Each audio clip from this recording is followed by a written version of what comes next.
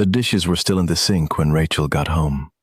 She stood in the doorway of the kitchen for a moment, keys in hand, coat still on, looking at the plates from this morning that nobody had touched. 3 plates. She'd asked Megan twice before she left. She'd asked in the way she asked things. Not sharp, not demanding, just clearly, with the specific tone of a person who expects to be heard and has learned not to be surprised when she isn't. She put her keys on the counter. She ran the water. She was halfway through the second plate when she heard Megan come downstairs. "I was going to do those," Megan said. "They needed doing," Rachel said.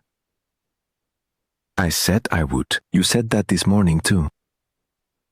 The kitchen was quiet except for the water. Rachel kept her eyes on the plate. Behind her, she could feel Megan standing in the doorway with the particular quality she'd had lately. Not quite hostile, not quite present. Somewhere in the middle distance where things that wanted to be said went to not get said. "Mum," Megan said. "What?" "Can you stop for a second?" Rachel turned off the water. She dried her hands. She turned around. Megan was 23 and had come back after her lease ended in March and was figuring things out, which was a phrase Rachel used because it was the most neutral version of a situation that felt less neutral from inside it.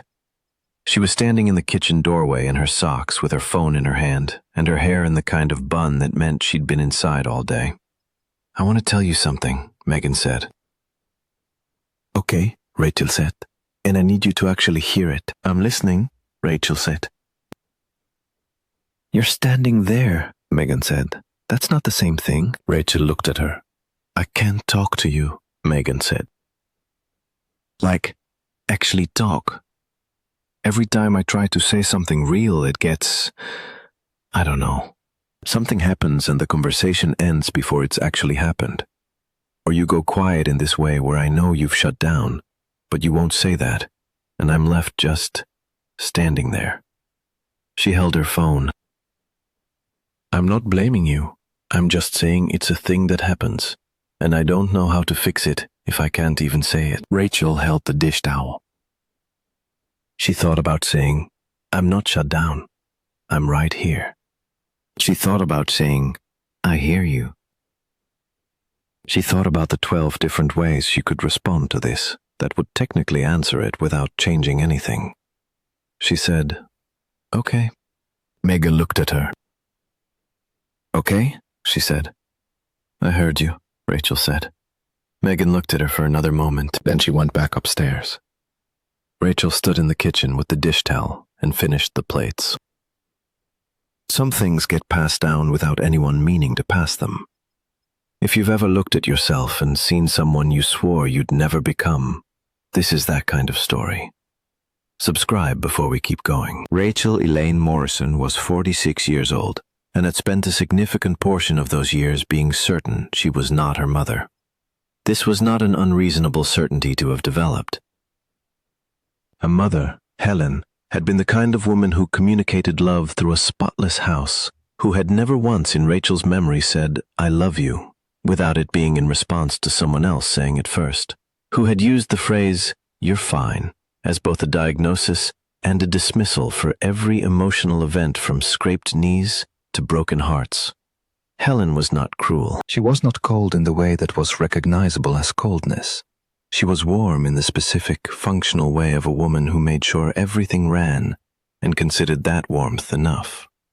Rachel had grown up inside this warmth and had found it insufficient in ways she couldn't fully name until she was old enough to name things. She'd promised herself she would be different. She had a good job, project management for a healthcare technology company, the kind of work that suited people who were organized and thorough and good at anticipating problems before they fully developed. She had a house she'd maintained carefully for 12 years since the divorce, with the specific pride of a woman who'd learned to handle the things that needed handling. She had Megan, who'd been 7 when the marriage ended, and had grown up watching her mother handle things and had grown, over the years, into someone who Rachel could see clearly and often didn't. She'd told herself she was a warm mother. She'd been warm in the specific, functional way of a woman who made sure everything ran. She understood this only slowly and only from the outside. The conversation in the kitchen was a Tuesday in late October. Rachel stood at the counter after Megan went upstairs and thought about what had just happened and did the thing she always did with difficult things. She organized it. She put it into a category. She thought, Megan is frustrated. She's been home for 7 months in a situation she didn't plan. She's taking it out on the closest target. She thought, I should be patient. She thought, I am patient. She thought, you're fine. She recognized the phrase the moment it appeared in her head. She stood very still for a moment. She finished the dishes. Her mother arrived the following Friday. Helen came twice a year, the way she'd come since the divorce. October and May, each visit a week, each visit involving the same general shape of activities and the same general shape of conversation and the same general quality of two people who knew each other very well and were not entirely sure what to do with the knowing. Rachel picked her up from the train station. Helen was 73 and looked it in the way of women who'd never pretended otherwise. The white hair she'd stopped coloring years ago, the practical shoes, the coat she'd had for at least a decade. She got in the car and said, the train was late. I know, Rachel said.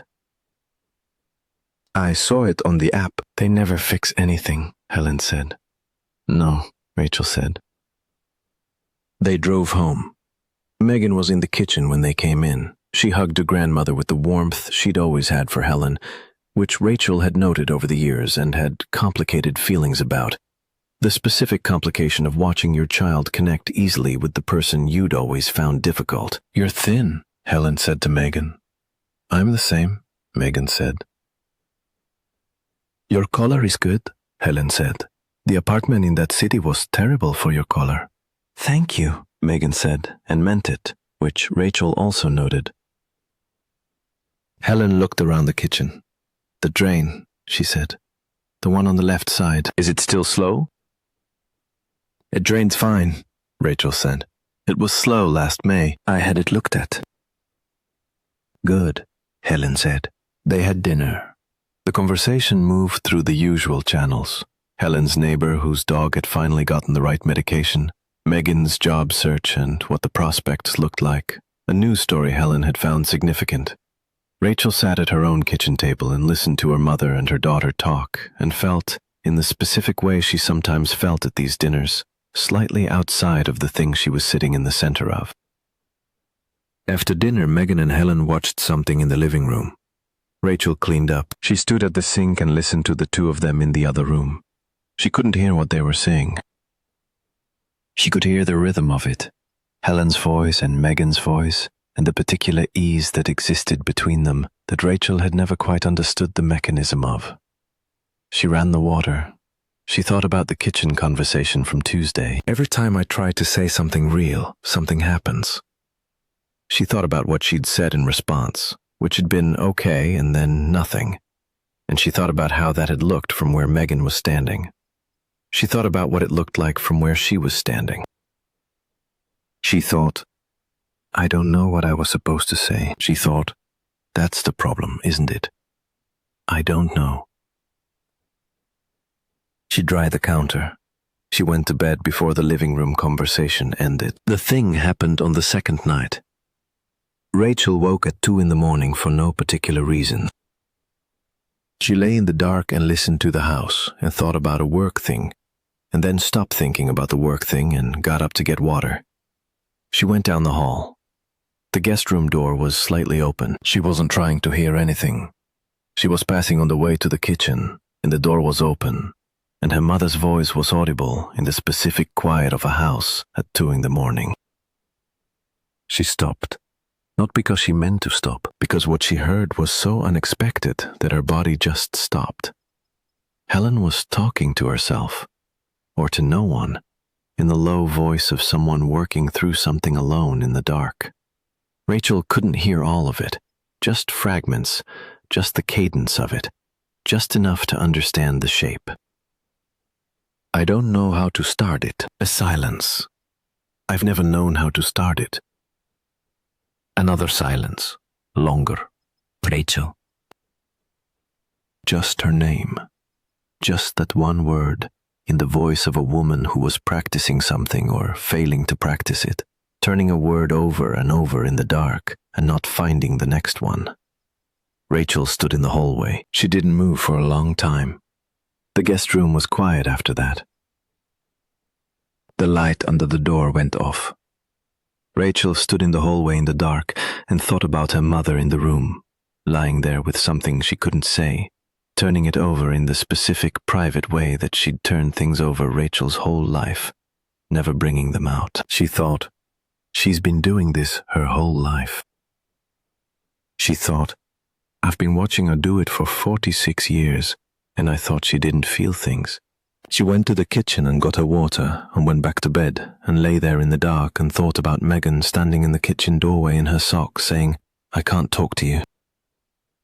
She thought, I go quiet in a way where she knows I've shut down, but I won't say that. She thought about what her mother had taught her, not explicitly, not with instructions, but in the way things get taught, through daily demonstration, through years of watching someone respond to difficult moments by making them smaller, by finding the practical task, by keeping the house spotless and saying you're fine until the person in front of you learned to agree. She thought, she passed me a language, and I've been speaking it. She thought, and Megan is starting to speak it too. She lay there until 4. Then she got up and went to her desk and sat in the chair she used for work things and looked at the dark window. She thought about the dishes in the sink, about turning off the water, about okay being the entirety of her response to her daughter saying, I can't talk to you. She thought, what would I have needed someone to say to me when I was 23 and in the kitchen doorway in my socks? She thought, I needed someone to turn around and stay there. She didn't know if she knew how to do that. She sat in the dark for a while trying to figure out if she knew how. Drop a comment before we keep going. Tell me if you've ever stood in a hallway and heard something that changed the question you'd been asking.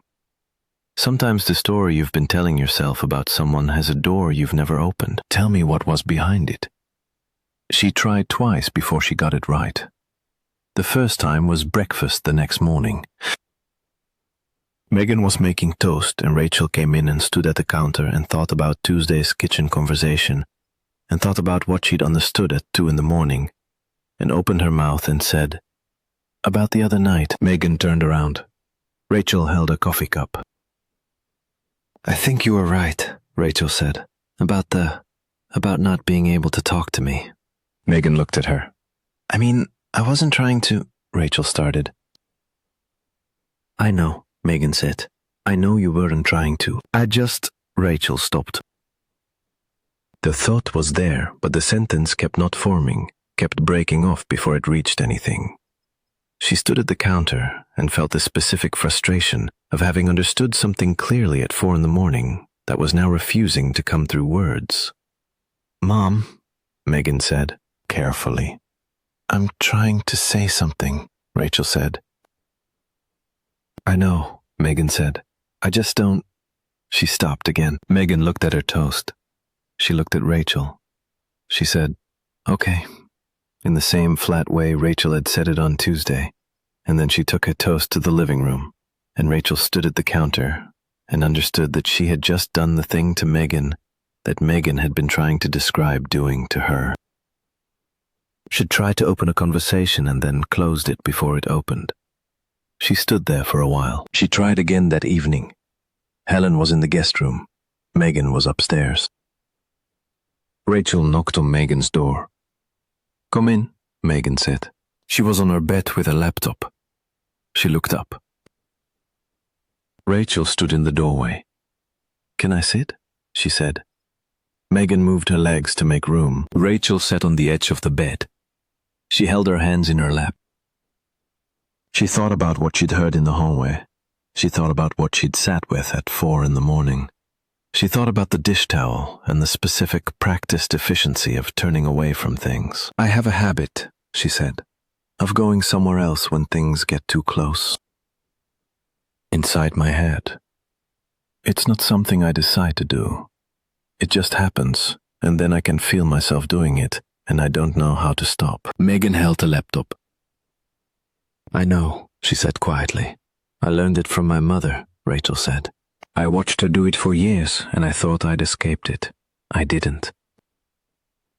Megan held the laptop. I watched it happen to you, she said. What do you mean? I mean, I watched her do it to you, Megan said. When I was a kid, you'd try to say something and she stopped. She'd redirect to something practical, and I'd watch your face do a thing, and then you'd go somewhere and not come back. Rachel held her hands. I didn't know you'd notice that, she said. I noticed, Megan said, and then I started doing it to you, Rachel said. Megan held the laptop. Sometimes, she said. More than sometimes, Rachel said. Megan was quiet. I don't always know when it's happening, Rachel said. That's the part that's hard to explain. I'm not choosing to shut down. The thing gets close and some part of me that's older than the choice just moves away from it. Megan held the laptop for a moment. She set it aside.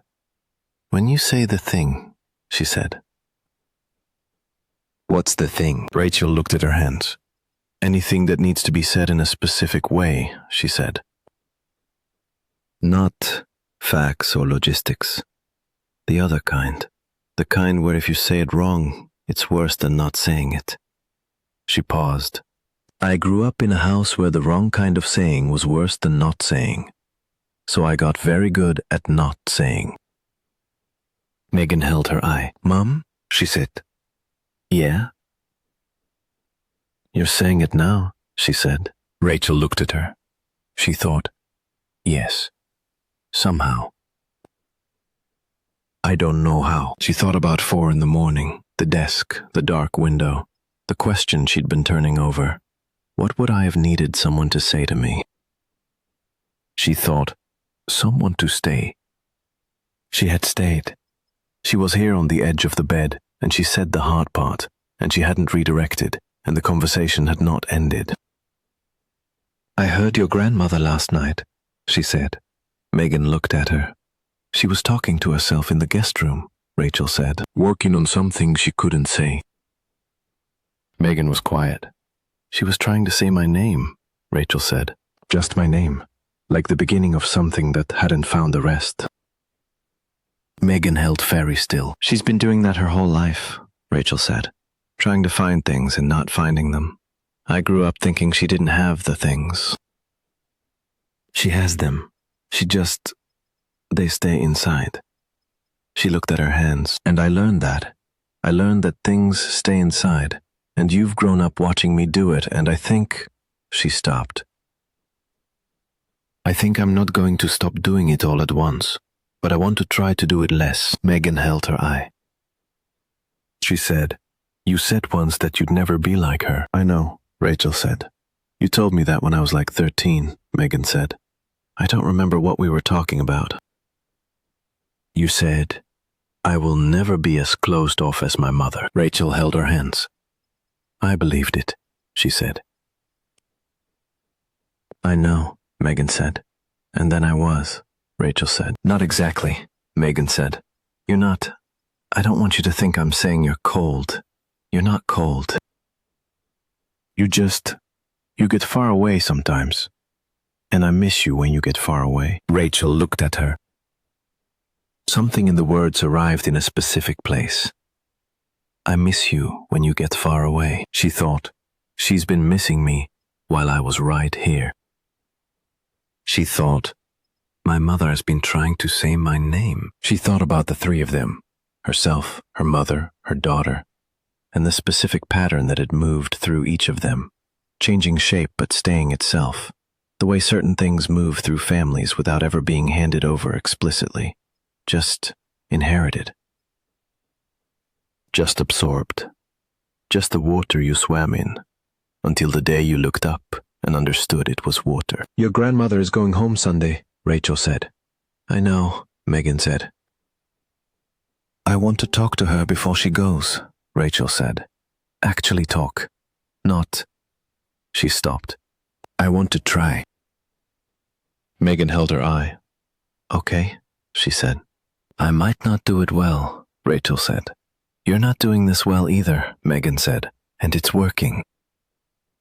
Rachel almost laughed. She didn't quite, but almost. She stayed on the edge of the bed for another few minutes. They didn't fill the time with more. They just let the time be what it was, which was two people in a room after a hard conversation, breathing the same air, not running from it. Then Rachel said goodnight. She went to her room. She lay in the bed and thought about Sunday. Saturday was ordinary in the way of days before something. Helen made her coffee in the morning the way she always did, measured and deliberate. She asked about a recipe she'd seen in a magazine in the guest room. She watched the afternoon news with the volume at her preferred setting, which was slightly louder than Rachel preferred, and which Rachel had never said anything about. Megan and Helen played cards for an hour in the afternoon, a game Rachel had never learned the rules of, and which they'd been playing together since Megan was 9. She watched them from the kitchen, through the doorway, the two of them at the table with the cards between them. She thought about what connected them. She thought, they're both on the same side of something, the side of not knowing how to reach me. She thought, or I've been on the side of not knowing how to be reached. She didn't know which was the more accurate version. Probably both. She made dinner. They ate. After dinner, Helen said she was going to pack. She went to the guest room. Rachel did the dishes. Megan came into the kitchen and dried without being asked, which was a new thing, and they stood at the sink together not saying anything, which was also a kind of thing. I said I'd try, Rachel said. Megan kept drying. Tonight? She said. Now, Rachel said. Okay, Megan said. She put the dish down and went upstairs. Rachel dried her hands. She stood at the counter. She thought about the hallway at 2 a.m. Rachel, just the name, just the beginning that hadn't found the rest. She went to the guest room. She knocked. Come in, Helen said. She was folding something into her suitcase, which was already mostly packed, which was typical Helen. Everything organized before it needed to be, everything in order. Rachel stood in the doorway. Can I sit? She said. Helen looked at her. She gestured at the chair in the corner. Rachel sat. Helen continued folding. She had the specific practice deficiency of someone who'd learned to fill silences with motion, and Rachel watched her and thought, I do that. I do exactly that. Mom, she said. Helen looked up. I need to tell you something, Rachel said. And I need to...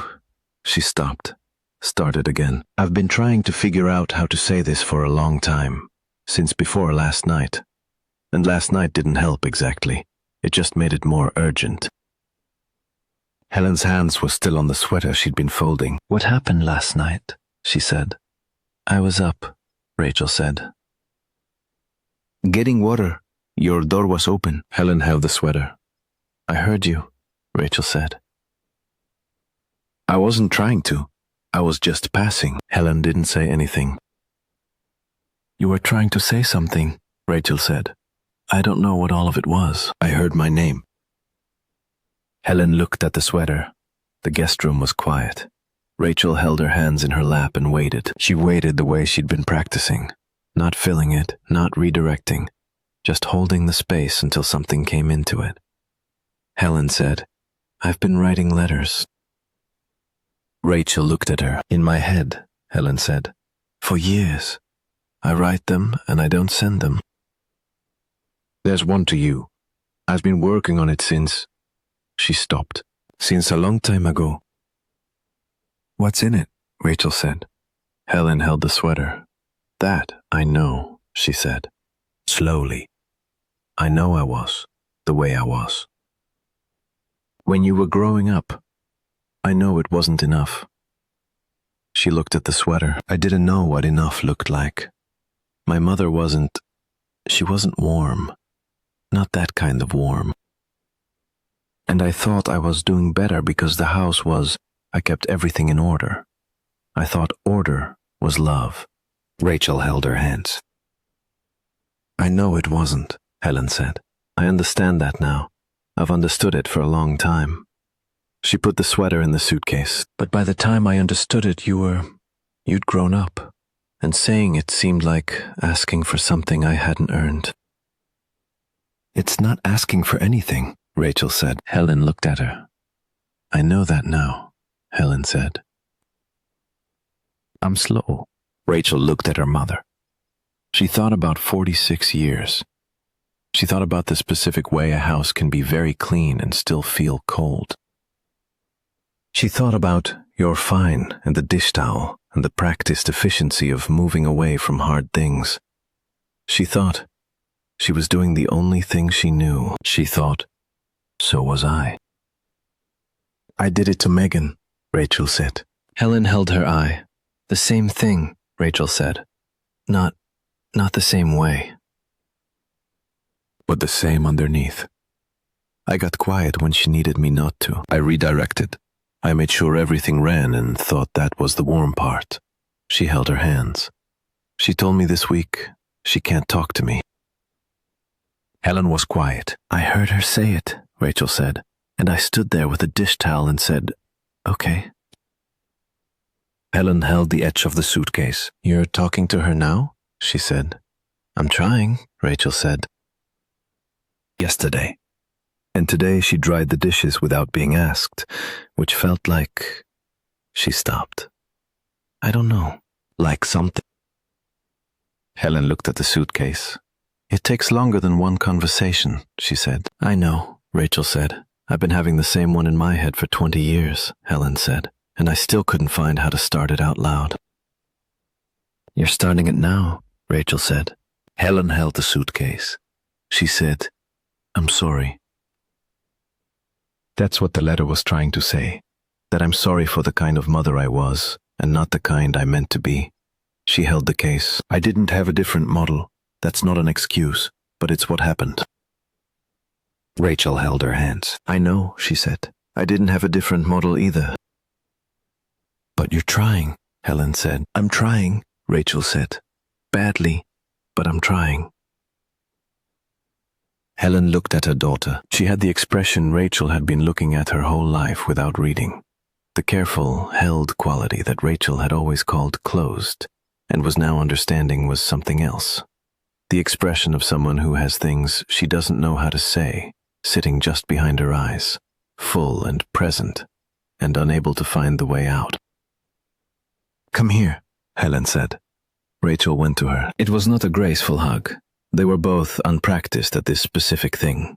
Rachel could feel it, the slight uncertainty of two people who didn't have the muscle memory for this particular gesture. Helen's arms were around her, and it was brief and a little stiff. But it happened. Rachel held on to it for a moment. Then they separated and Helen went back to her packing, and Rachel stayed in the chair, and they talked about the train time tomorrow, and whether the weather would hold, and which platform she needed at the station. Ordinary things, but the room was different. Rachel couldn't have said exactly how. The air wasn't different. The suitcase was the same suitcase. Helen was still Helen, folding things with the precise care she'd always folded things. But she'd said I'm sorry, and Rachel had heard it. And the next thing had been ordinary things, which is what ordinary things are for. They're what comes after the hard thing, the re-entry, the return to the surface. Rachel stayed until Helen had finished packing. She said goodnight. She went down the hall. Megan's door was open. She was on her bed with her laptop, but she looked up when Rachel passed. How was it? She said. Rachel stood in the doorway. Strange, she said. Good, heart. She paused. She said she's sorry. Megan held the laptop. Did you believe her? She said. Rachel thought about it. Yes, she said. I did. Megan held the laptop. That's something, she said. It is, Rachel said. She stood in the doorway for a moment longer. Megan, she said.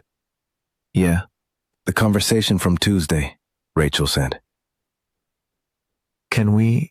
I'd like to actually have it. Not the version where I said okay. The actual version. Megan looked at her. Now? she said. If you want, Rachel said. Megan looked at the laptop. She closed it.